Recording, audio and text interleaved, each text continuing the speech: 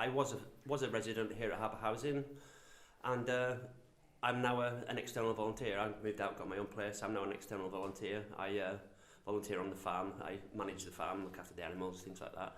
And I've now started driving the minibus and collecting donations from the supermarkets, etc. About 4 years ago, I lost my father through a massive heart attack very suddenly, and I kind of got to a point where I could really deal with it, to be honest with you. And my life spiraled a bit out of control, and I turned to using heroin, and obviously to get away from the feelings of the emotional side of things.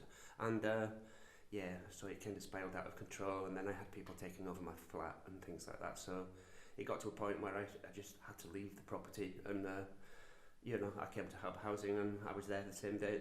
They gave me room the same day, so I was quite lucky in that respect.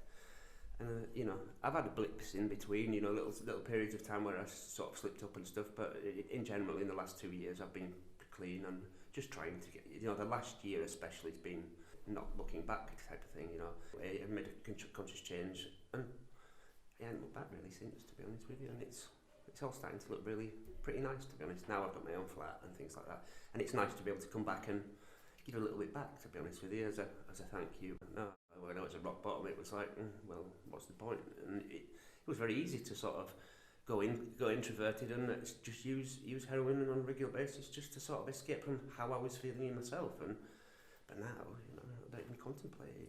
It's not part of my day-to-day thought processes now because of the support I had, and because of the fact that I wanted to make a change in my life, that and the support was there for me to enable myself to sort of take hold of my life again and move forward. So I'm looking into retraining into horticulture, obviously, because I've always liked working with the land, working with gardens and stuff like that. So once colleges start up again, I'll be going into studying horticulture, get a degree in horticulture, and then sort of set up my own gardening business and move from there, to be honest. Yeah. So there is clear sort of visions of what I want to do and where I want to go now. So, which 2 years ago, I couldn't even contemplate it, So, but now, obviously, now I'm back on track. I can sort of look at getting some focus back and getting some sort of direction back in life again, to be honest with you, because that's what was lacking while I was in addiction. But now I've got hold of that.